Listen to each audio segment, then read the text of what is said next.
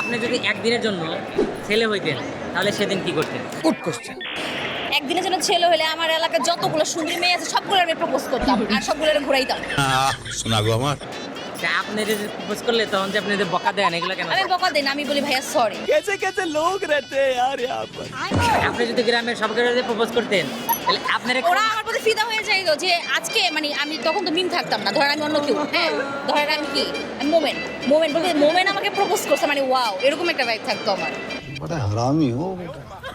এরকম মানে আপনি অনেক সুন্দরী হইতেন ছেলে হলে অবশ্য মানে- হইতাম, মানে- হ্যান্ডসাম হতাম। মানে এই লুকে না এই লুকে কেন, হয়তো অন্যরকম হইতাম তখন হ্যান্ডসাম। এখন তো আমি মেয়ে, তখন তো আমি ছেলে, তখন হ্যান্ডসাম তখন হইতাম। তখন কেমন হইতে আপনি তো জানেন না। তখন আমি হ্যান্ডসাম হইতাম, আমি জানি।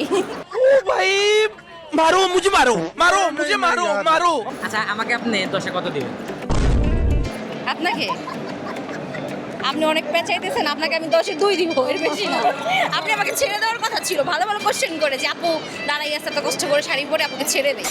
इतनी खुशी